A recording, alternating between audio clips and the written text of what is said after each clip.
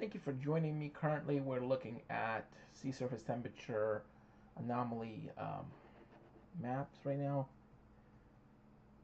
So very, very warm right now off of Japan. It's even worse than the El Nino in the Eastern Pacific. Just look how warm these waters are, over 5 degrees Celsius, in fact. Let's look at the entire world right now. So we're going to look at sea surface temperature anomaly map. Looks like there we go. Wow. Just wow. That's about 9 degrees Celsius warmer than normal. It's almost off the charts. Let's zoom in.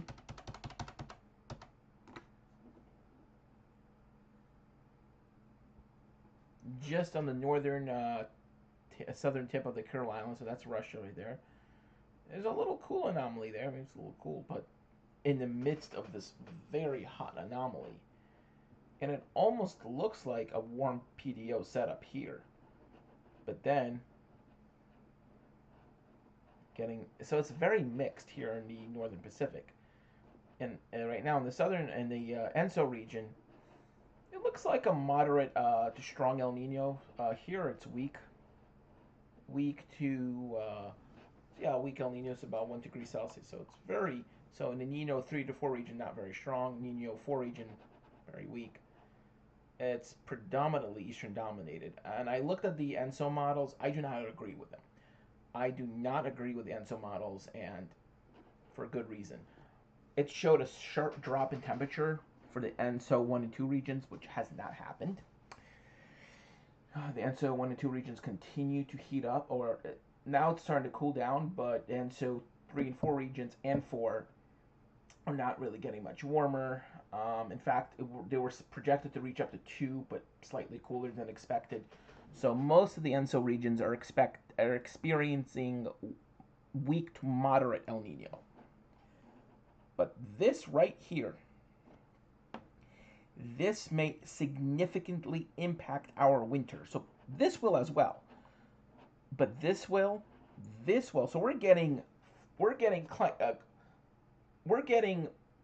forcing for this winter's forecast, for this winter's impacts from all of these three locations: the Pacific Decadal Oscillation, the Atlantic Multi-Decadal Oscillation, and El Nino, or ENSO, the El Nino Southern Oscillation.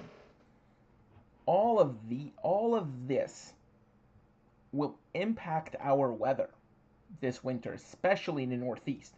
So there will likely be significant blocking, which means warmer weather here for northern New England, as there will be a lot of blocking. So also precipitation may be slightly reduced for far northern New England, but there's going to be very heavy precip and potential for several big snowstorms here in the Mid-Atlantic and Northeast. That's why I'm projecting some pretty big snow amounts for DC to New York, and potentially even up to Boston. If this continues, we could get a very active Alberta Clipper track combining with an active subtropical jet, which could enhance snowfalls and cold weather in the northern United States. So if this continues, and we might get a negative NAO, negative AO, and a positive PNA. And so let me explain what each is. For those of you who are just joining me, those of you who are new to my channel, the PNA is the Pacific North American pattern. It could be positive, negative, or neutral. A positive PNA typically has ridging over the west coast and Alaska, bringing warmer than usual weather here, and would then spill down, causing colder weather. It also impacts the Arctic Oscillation. So when you typically have a positive PNA, it would also correlate to a negative Arctic Oscillation and sometimes also negative NAO. But what really impacts the North Atlantic Oscillation more than anything is the Labrador Sea.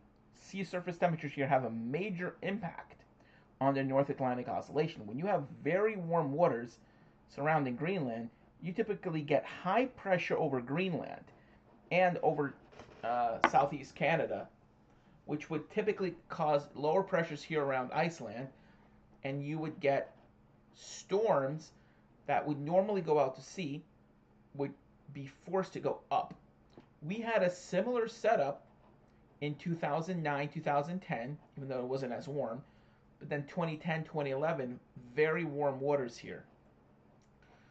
Very, very warm waters. In fact, going to last year, I can't really find any archives for last year. It was warm, but most of the warm waters were down here. Now they've migrated north into the Labrador Sea. And they're just sticking around. If this can hold, well, we did actually briefly lose a pretty strong anomaly, but that's because we had an area of low pressure that went over. But still, it's very warm here. Very, very warm. So you're still having water temperatures in the reds, which are indicative of 3 to 5 degrees Celsius above normal, which is still conducive for major blocking. What is also conducive for major blocking is this, if this heats up. So let's look at the SST animation, so sea surface temperature animation for the last couple weeks. We can see this area starting to heat up.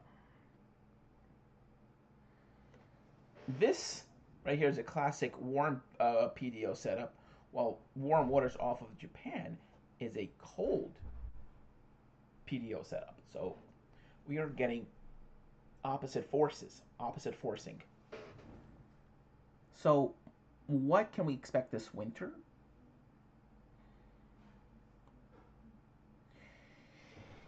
It's very interesting, but the fact that we're having an eastern ENSO dominated and this water is migrating westward, we will have an active subtropical jet.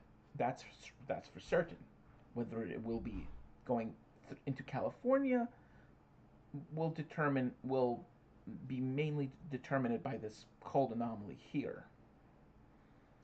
But I'm pretty sure that we will get an active ENSO. So ENSO is still in its warm phase, so we might get pretty active subtropical jet. And will the El Nino be powerful enough to keep the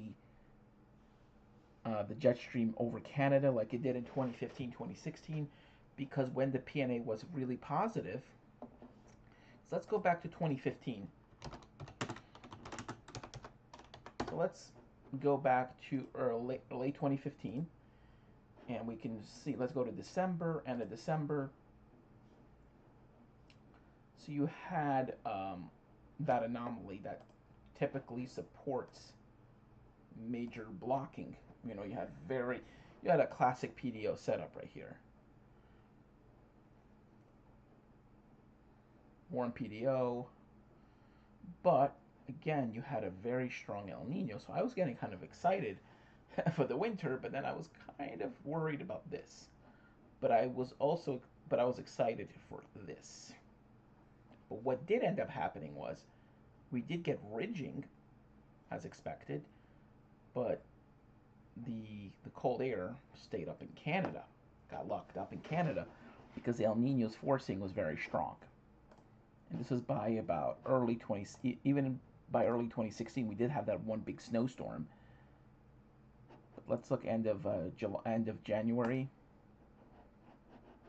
The El Nino started to weaken, but again, you didn't really have a lot of warm waters here, besides that little anomaly there. It's not enough. In fact, 2011, 2012 was one of the worst winters I've ever seen, other than apparently this past winter. So still the most snow I saw in years, but apparently the winter of 2022 to 2023 was the least snowiest winter in Oswego's history. But one of the worst winters I've ever seen was 2019, 2020. And I believe that to be because of the Rycock eruption. So let's go to December. Again, so yeah, it was pretty warm here.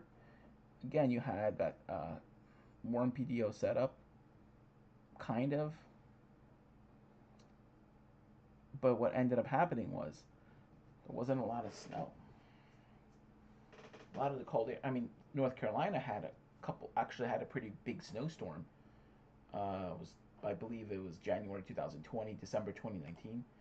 It was December 2019. North Carolina snowstorm 2019. Yep.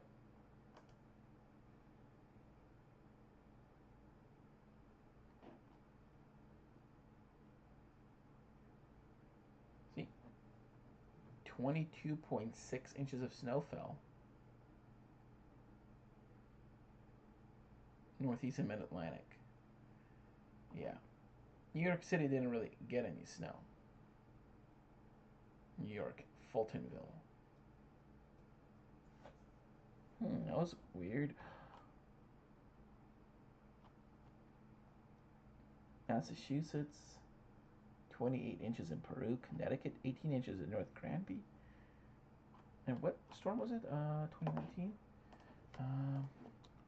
NWS, okay, that's significant.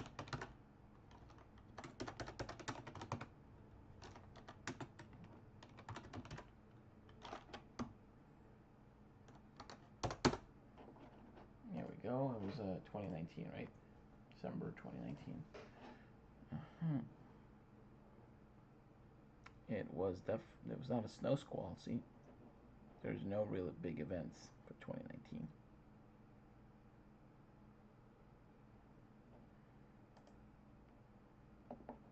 Continue.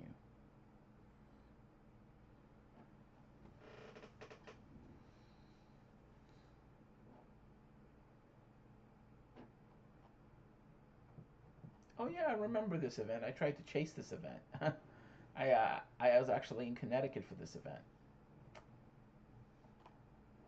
I said no, I'm gonna be here because I want to be.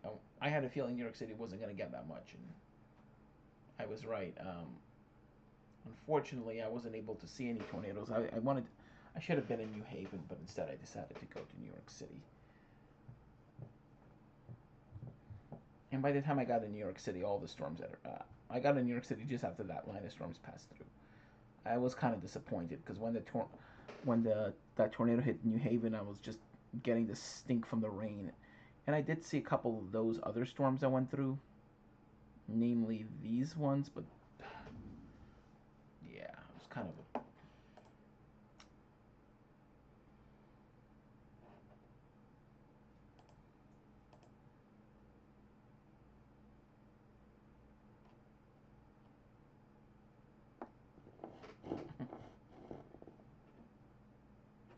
Oh yeah, I was in Boston for this storm.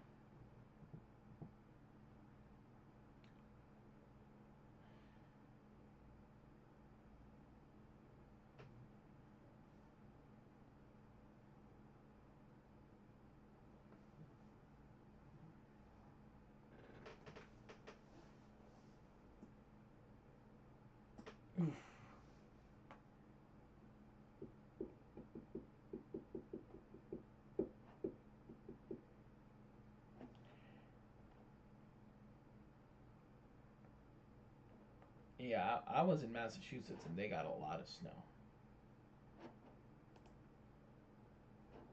Yeah, I was in the Boston area. I mean, yeah, see, Queens didn't get that much. I was in Boston itself, and it looks like Boston got about 18 to 24.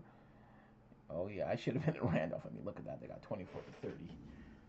But still, it was the best storm I saw in many years. It was the best storm I saw since 2010.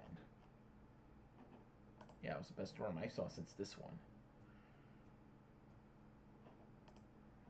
I was in Queens Village. Yeah.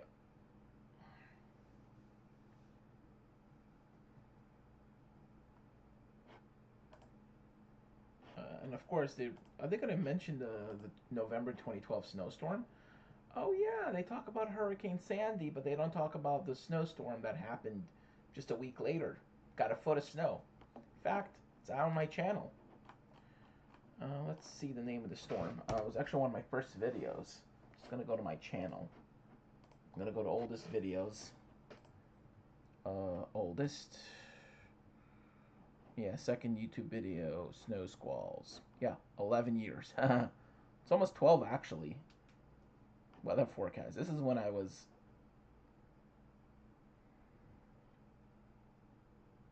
thunderstorm with awesome gust front. I uploaded, I think, not when it first happened. This happened like, and the thunder has been pretty. There's been a little. Oh, there's been a strike. There's just a strike right there. Cloud. Yeah, this is not what I wanted to show. Okay. Of course, oldest. There we go. Hurricane Sandy. Hurricane Sandy. It was just after Sandy. Hurricane Sandy forecast.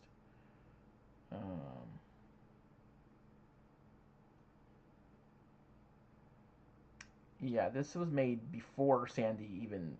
This was made well before Sandy. Yeah. A hurricane is coming towards New York City. Based on this model, I'm not saying this is going to happen because I don't guarantee. I was actually excited for Sandy before it was even designated. It was about since October 20th to 21st. The models were hinting. In fact, it was actually the European model. It was the GFS model that was first hinting on it. The GFS model had hurricane, what would have been Sandy, going up and then going into New England. And I was excited thinking, oh, might even get some snow. Oh, yeah, there was snow in West Virginia, but... this exact model is going to happen. This is the US GFS, a Global Forecast Service. System, yeah, I didn't know what it was called back then. Here is the hurricane. Hurricane Sandy, computer model. Here is 84 hours out, 90, 96, 102, 108. Yeah, back then, there was no snowfall. There was SLP precipitation. It was just those. And I never really cared to look at this. I should have done that. 1420, New York City, for reference, is right here. Here's a hurricane coming in. It's now coming in. It's now going from an unusual direction, from southeast to northwest. And if you go really close in, you could even see 943 millibars. Unbelievable.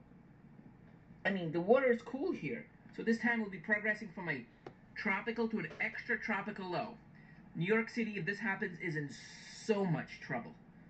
First, we'll have very, very, very strong northerly winds. Set 60, 70, even 80 miles an hour. And now, if this indeed happens, New York City is in the eye of the hurricane, or the eye of the extratropical hurricane. 945 millibars. This is not the center yet. The center could be 942 for all I know. But based on this model, New York City is in some extreme danger. The dark greens, that's the temperature. Around 50 degrees. New York City's temperature should be upper 50s, lower 60s. So this is definitely not conducive for tropical development. Why is this crazy thing happening? Is because of the extreme negative North Atlantic oscillation. I couldn't even pronounce it. Yeah, I pronounced oscillation back then. I mean, I didn't know how to properly pronounce things. I didn't go to high school. Everything I did was self-taught. The negative oscillation is caused by a high-pressure system. Yeah, I didn't go to high school. My parents sent me to a special ed school. I was just discharged from that school in August of 2012. End of August. And I went to LaGuardia Community College just a few months after Hurricane Sandy in March. And of course, I was so fixated on getting my meteorology degree that all I did was math and physics. But guess what? I couldn't really do it because no one taught me how to do math and physics. So basically, I was torturing myself for the past 9 years. So now I'm going for a broadcasting degree because I realize that is my calling. I want to do news reporting or anchoring or actually writing stories, being a writer,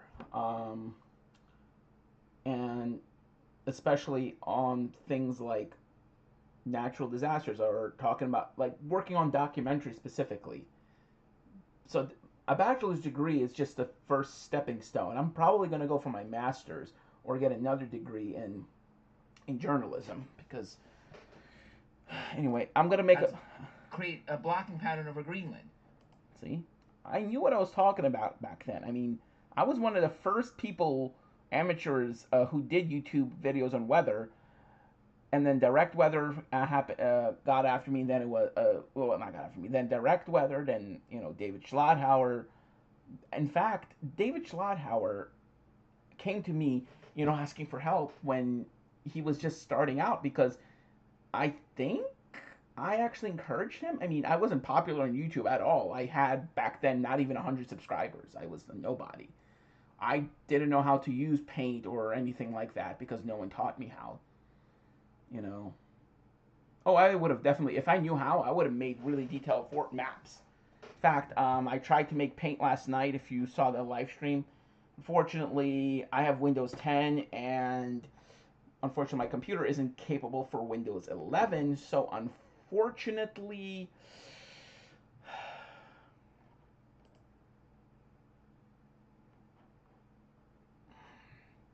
yeah,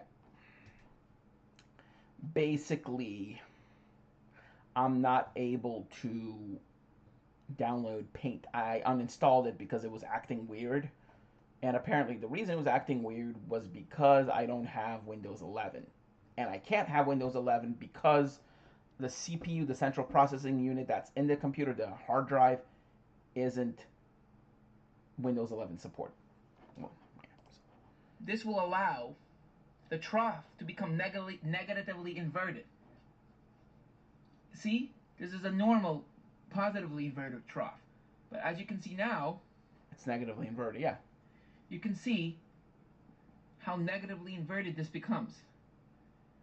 Yeah, the tilt. You can even tell. It's not supposed to be like this. It's supposed to be like this, not like this. It's also, yeah. It basically. This is a hurricane, major hurricane coming in. I mean, this entire path from like all the way here through here, Gulf Stream. So it's going to go through a lot of Gulf Stream waters, which would be between 80 and 85 degrees. Definitely sufficient enough to support a major hurricane. And then it's going to just exit the Gulf Stream, and maybe less than a day after exiting the Gulf Stream, it's going to ram into New York City. Still, there's a little H in that center. That's a high pressure aloft. That there's still a high pressure system aloft in that hurricane, which means there's still good ventilation going out of the storm. If that happens, we're going to be dealing with a huge hurricane. The GFS is predicting not an extratropical storm, but a tropical hurricane. You can actually see the 5700 height right there. Yeah, this is expecting a hybrid system. So this was the GFS on the 25th of October 2012, 4 days before landfall. H is a hurricane, still coming in. Still as a tropical hurricane. Yeah, I was just busy at a weather conference. Yeah, the Southern New England Weather Conference, of course. I actually met Dr. Forbes at that conference. Great guy. He's semi-retired from the Weather Channel. In fact, we were talking about the April 27th outbreak the year prior, and we also talked about the tornado that hit Springfield, Mass. On the 1st of June. I actually was expecting a tornado outbreak, or some really bad tornadoes. I even thought it might be as bad as Worcester, as bad as the Worcester tornado or something like that, because that morning, June 1st, there was strong winds coming out of the south-southwest, clouds aloft. Clouds just higher up were coming in from the west. So there was a lot of wind shear. Very, very strong wind shear. So in fact, again, I'm going to go to oldest. So let's go past Hurricane Sandy, because only a week after Hurricane Sandy, this is what happened. This was in the morning. It hadn't snowed for like a couple. Well,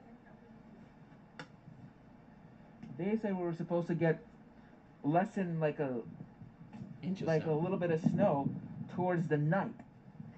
It's not even evening yet, and look how much snow we already got. Yeah, I didn't. This is a Wow. We already got 4 inches of snow here. We already got 4 inches of snow. Yeah, here in Queens, we've accumulated 4 inches of snow. I was using my iPad. That's why. To be more accurate, I'll put it here. Here it's 2, and the grass is at least 4 inches. Yeah, almost 4 inches here in the grass. Yep. Hold on.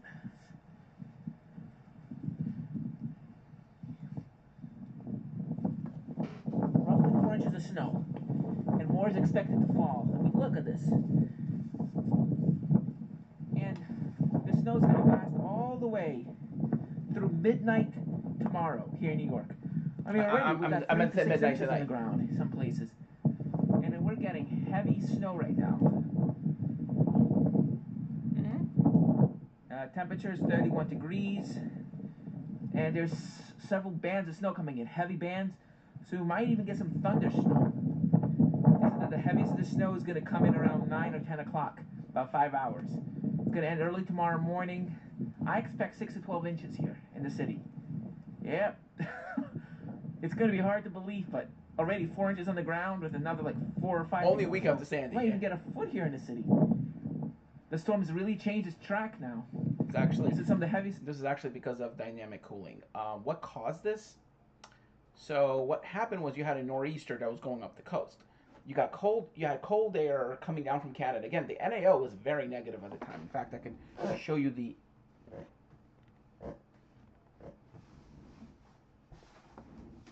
So let's look at the NAO.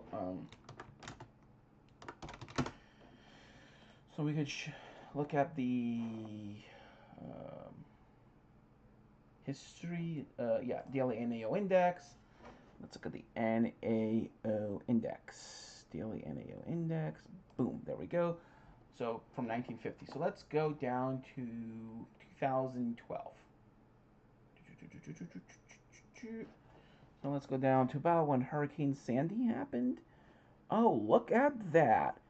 Boom, -2. And then right around that time, guess what started happening? The NAO was going from negative, it was starting to flip.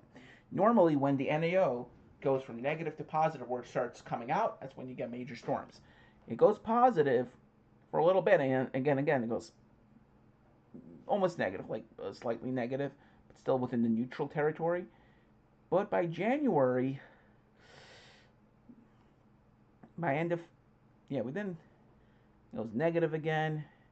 But then the winter of 2014-2015, the NAO wasn't a major impact. It was more so of the Arctic Oscillation and the PNA. PNA was positive, the AO was negative. So, in fact, when you had all those snowstorms hitting Boston, early 2015, your NAO was actually pretty positive. Look at that. It was positive for most of the winter. Your NAO index was actually, this is when Boston was getting nailed with all these snowstorms, by the way. You got a positive NAO. Let's look at the PNA. PNA. Again, this is the Pacific North American pattern. Let's go down to around the same time, early 2015. So, and when Hurricane Sandy happened,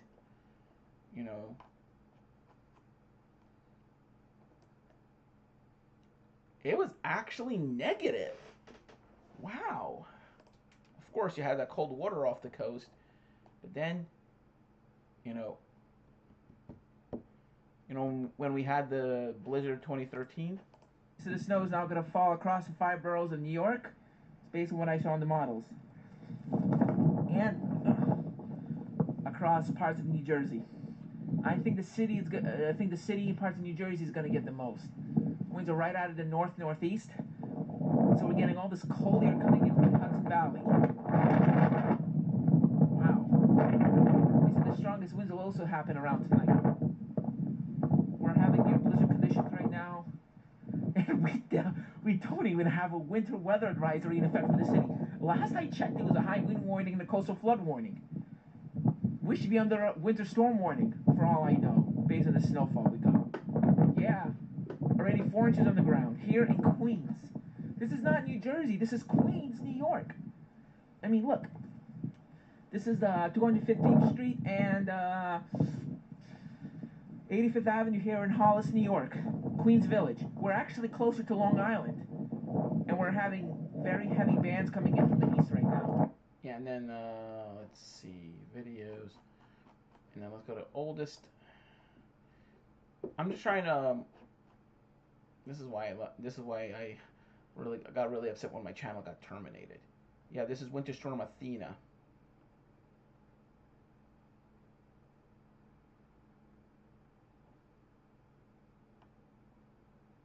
Wait a second.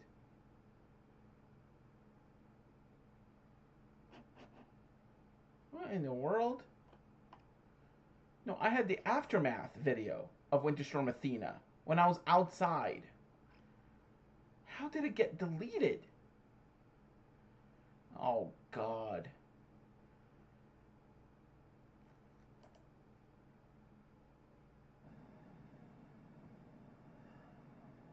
We're still having blizzard conditions here in New York City, and there's now another very heavy band approaching from Nassau County just to our east.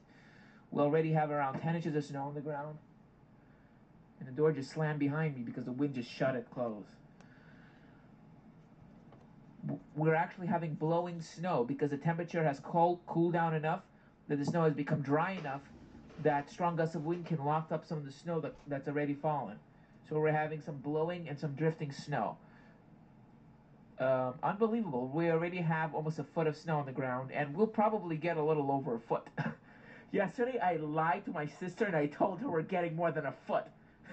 When I really knew we're getting, I heard we're getting an inch to 3 inches. The reason I told her we're getting a foot is because I kind of wasn't lying, because I thought we were going to get over 6 inches, because I knew that the northerly winds will funnel down the cold air from the Hudson Valley, and we're going to get a lot of snow. And plus, the temperatures were plummeting late last evening. So yeah, I was right.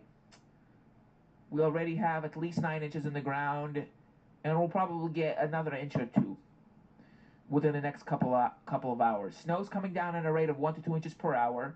Temperatures around 29, 30 degrees. I checked the thermometer outside, it's around 30. And we're having winds right now around 40 miles an hour. I'm sorry I can't show you exactly how heavy the snow is coming down because of the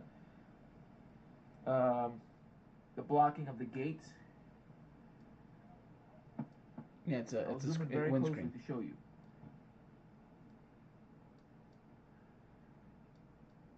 Oh.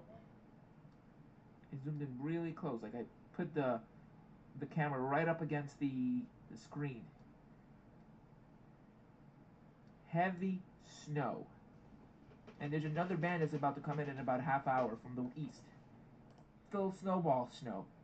But still, it is still snowball snow. But I had some difficulty making the snowballs because it kind of fell apart in my hands a few times. Because it's kind of like a little bit fluffy. It's not too formed. Unbelievable. And now we're going to get another heavy dose of snow over the next hour or two. Stay safe, everyone. And this is the Winter Storm Athena right now. Winter Storm Athena 2012. First winter storm of the season for New York City. Probably, I'm expecting, well, based on this, I'm expecting that the winter will be moderately cold. Snowfall, not too much. I think this actually might be the biggest storm of this entire winter season. I'm actually, won't be surprised if actually this is the biggest storm of the whole year. Because usually when you have a big snowstorm early in the season, it usually warms up later. Thankfully, I was wrong. We have 2 or 3 decent snowstorms, but probably this is going to be the first one and the biggest one, just like last year. Oh. I think I hear some thunder. No, it's actually a plane. The rumble was too low to pick up. It was not lightning. It was a plane. Actually, I heard it in the camera, too. You assume that... It was a plane. The airports are still having limited flights. They shouldn't. There was some lightning earlier, but I didn't see it. Somebody told me they saw some lightning. I wouldn't be surprised. There's some very convective elements in this storm. Yeah, November 7th, 2012. Anyway, let's go to oldest. Let's see. I remember I did an aftermath video, Winter Storm Athena. How is it gone? I never deleted it.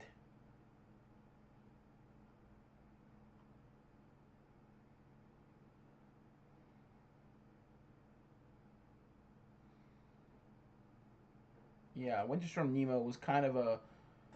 Currently, the time is 1:50 p.m. We're getting heavy snow and sleet. It's You heavy can sleet. hear it coming down. The roads are becoming slush covered already. February 8th, 2013, around that time. Let's see. February, oh, look at that. The PNA was positive, slightly. And the AO was actually negative, I believe. I believe it was negative AO, or neutral to negative AO. Yep, let's go down to 2012. And yeah, you're going to have a negative Arctic oscillation around that time. It was in the negative phase of the when it was oscillating. It's negative. Let's go. Okay, this is early 2012. Again, oh, look at that. A positive AO. Look at that. You want to know why the winter of 2011 2012 was so warm? This is the Arctic oscillation. Oh, look at the positive. 4. Wow. I mean, that's why we had some very high ice coverage. In fact, it was one of the highest ice coverage I've ever seen for parts of Alaska for the winter of 2011 2012. I was actually happy about that, but then we had record low ice coverage. In fact, the lowest ever in the summer of 2012. But it did briefly go negative. I think that's when we actually had a snowstorm in Boston, but it's very brief.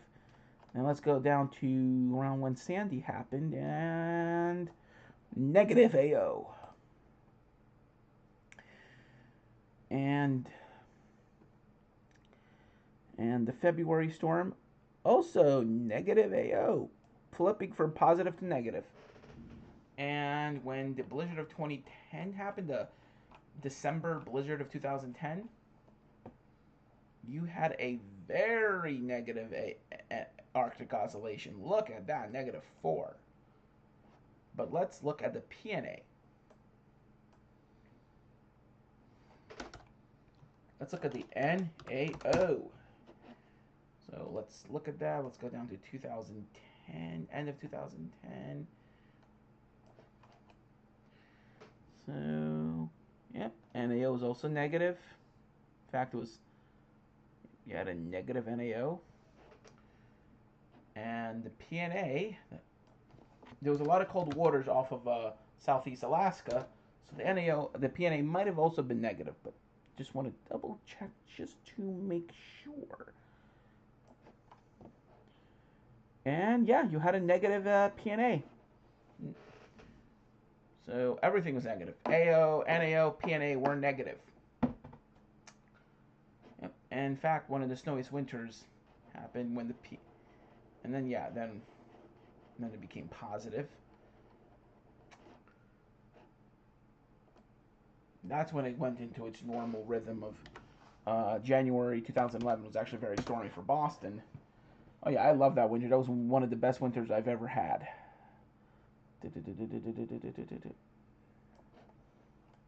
Oh, 2001.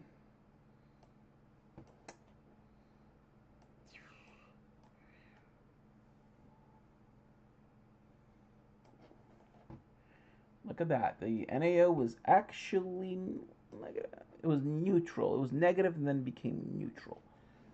And yeah. So, what can I say about this winter is it does look like we actually may have a very cold, well, not cold, but stormy winter. So northern New England, I expect to be average to slightly above average. Actually, it's going to be above average. Slightly above average. Mid-Atlantic and Southeast will be cooler than normal. Precipitation pattern will be higher along the East Coast, especially up to the Mid-Atlantic. Where I am in Oswego, it's going to be basically equal chances.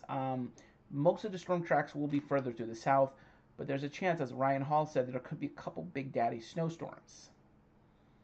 My Big Daddy snowstorm, the best one I ever saw, one of them was the Blizzard 2010, Blizzard 2016, Blizzard 96, but I don't know, the ones I remember, Blizzard 2000, December 2010.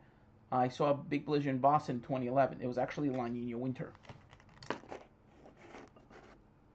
But yeah, because the PNA was negative, a lot of the Pacific storms just went across the country and then went up the coast.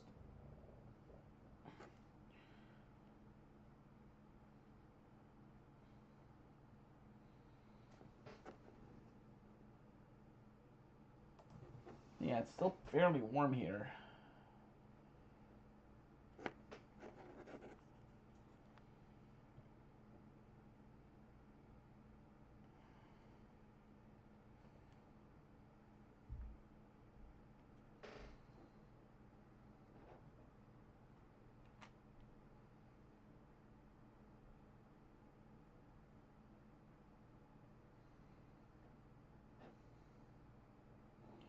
Let's see what happens here.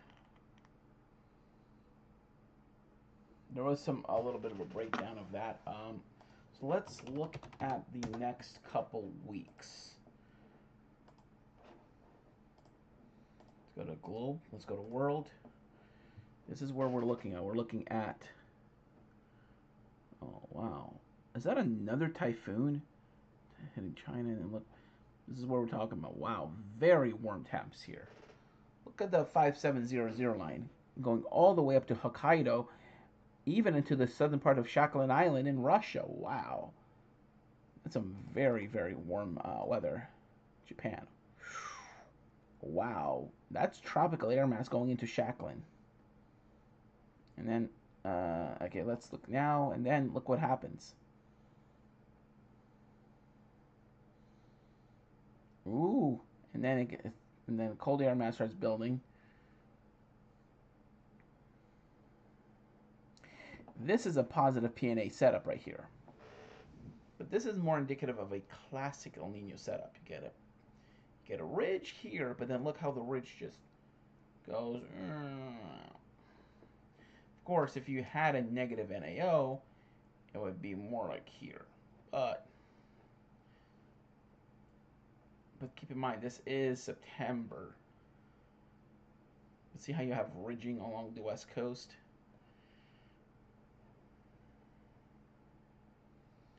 This is a classic warm PDO setup here, but then look, it does want to go down, but not by much.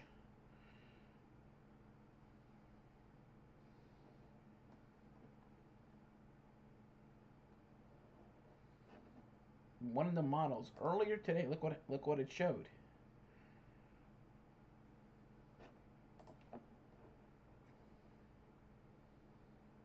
Look at that, going all the way down here.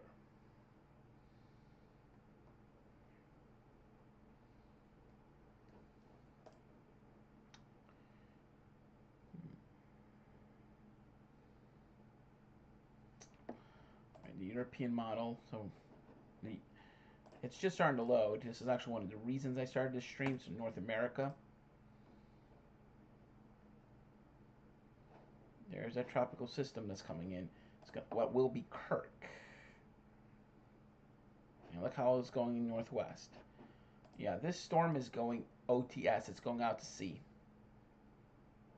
Yeah. I don't think the East Coast has to worry about it. So let's go to spaghettimonos.com.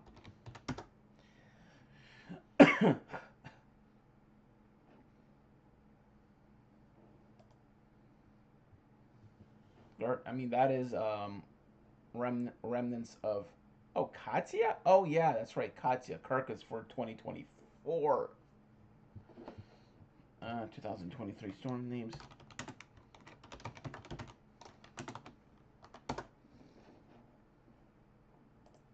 Let's look at it. Katya Lee.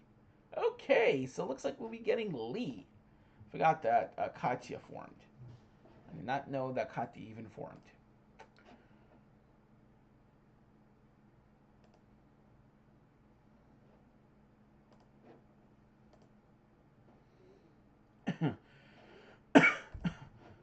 Yeah, Gert's going to be absorbed by the remnants of Idalia. So yeah.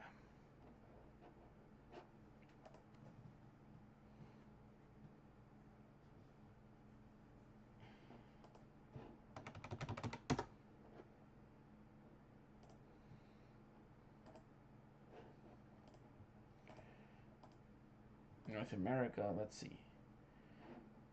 It technically is pretty still tropical. It's still south of the 5700 line, so it is still in fact tropical. And then it's just gonna like do swirly swirls and get absorbed by another storm. So the GFS is showing a further south track.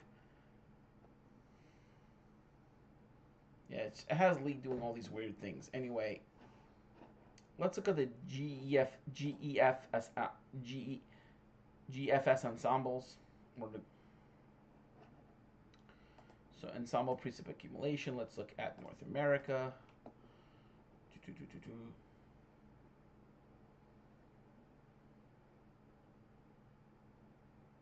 Ooh, wow. This one basically, okay, so here's what happens here. So you get some sort of tropical wave, maybe a disturbance. It goes into Hispaniola and then goes north of Hispaniola, becomes most likely a strong tropical storm or hurricane, and then goes right up the coast. Boom. And and then parallels the coast. Oh, this is probably a major hurricane here. And then goes straight into Nova Scotia. This one also goes into Nova Scotia, goes up and then kind of stalls out. Almost all the tracks go out to sea. Yeah. So this one does this, yes, brief stalling, and then none of them have a U.S. landfall though. Yeah, that's good. Oh, it seems like this one might ensemble member one, and then it goes psych and goes into Canada. So let's go to ensemble temperatures. There we go. Remember the storm, and then oh, wow, look at that. But what it does have some of the models doing is this one is particularly scary. Because if that trough comes down, it gets very negatively inverted. It will just shoot the storm right into New England.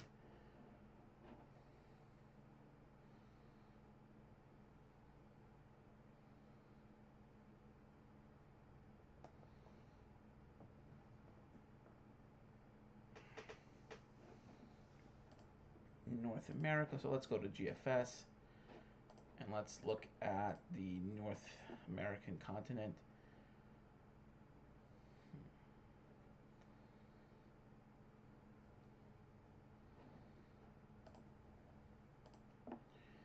So yeah, this storm is what upwelled some of the cold water, in fact. This storm actually brought snow to eastern Nova Scotia. There was actually snow. Now look at that.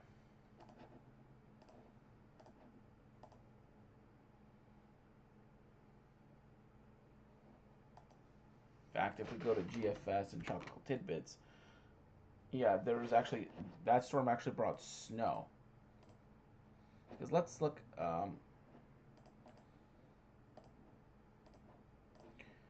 at surface temperatures for the North America. So when this storm happened,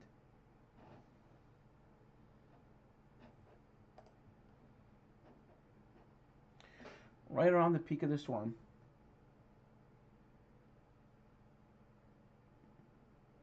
yeah, there was actually a snowstorm in Nova Scotia. August snowstorm. Nova.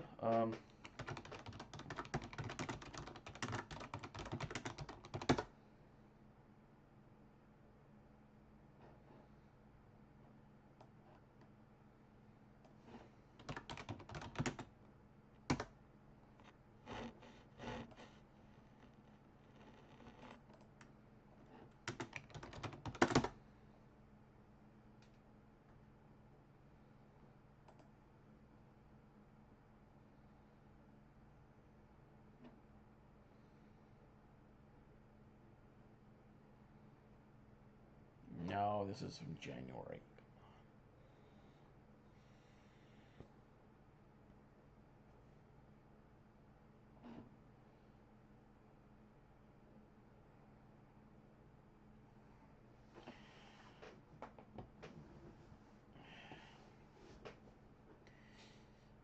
Yeah, so yeah, they actually did have a May and August snow event right here in this part of coastal Newfoundland.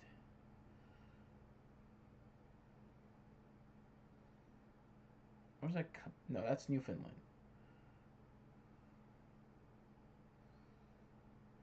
And then look at that, and then they're gonna be in the 80s. Let's look at temperature. Yeah, definitely got some snow. It's 850. Yep. And that's when Adalia was just coming off the coast, and then wow.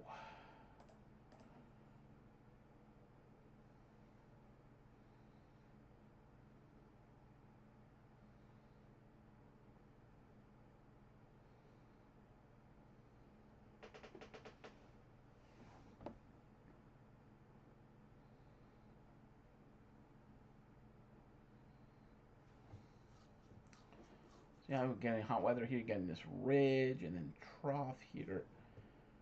This could be a precursor, especially if the NAO continue, the waters here continue to heat up.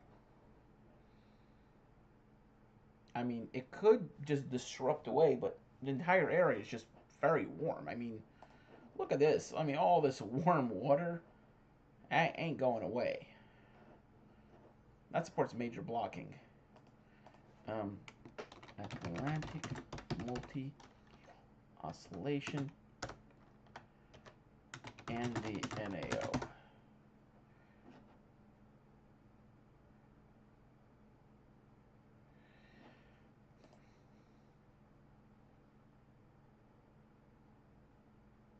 Yep. European climate.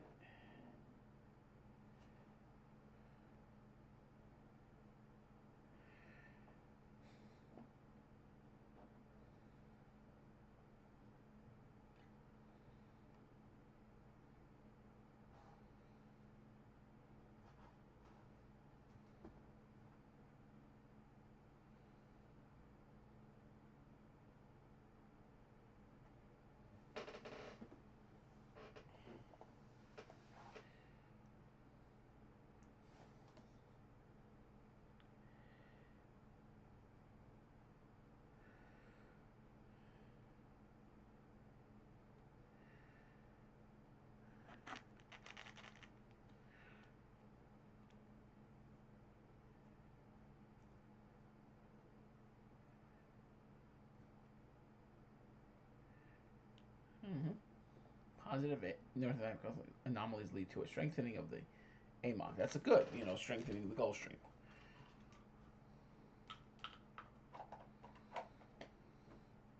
Um, a negative North Atlantic.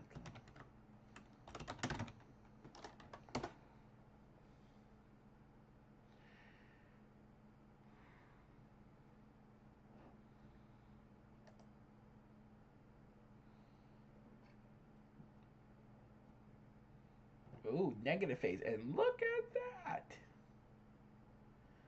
Warm, cold. See, when you have a positive NAO, look at that. It's warmer over Maine. So yeah. And you get this active storm track.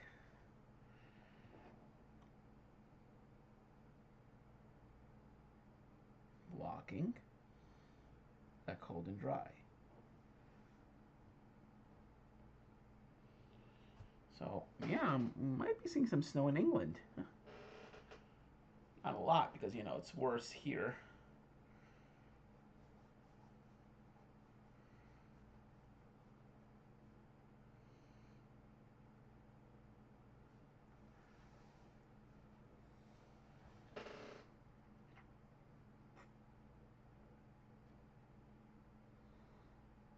Yeah, so the Icelandic low would be weaker in a negative NAO. You see that cold and snowy right there? Oh, look at that. Ooh. But instead of doing this with a positive, with the active subtropical jet stream, instead of doing this, it would probably do something like this. Yeah, so you'll probably get a clipper system combining with a Gulf storm, and all hell will just break loose along the coast. All right.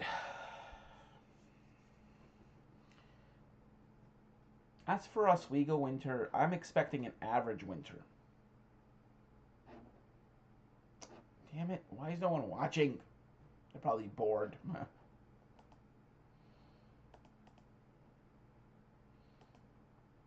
Anyway.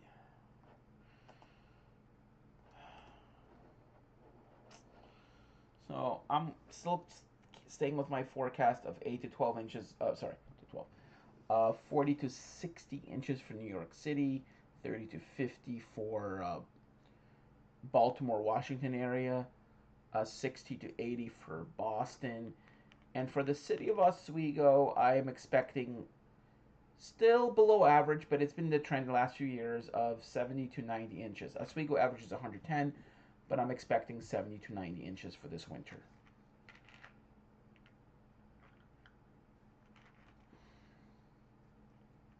Anyway, I'm going to bed. It's getting very late. Thank you for watching, and good night, everybody. Hopefully I can get Windows 11 or use it. I'll probably do it on my laptop, which has Windows 11, so I will likely make my winter forecast there. Thank you, and good night.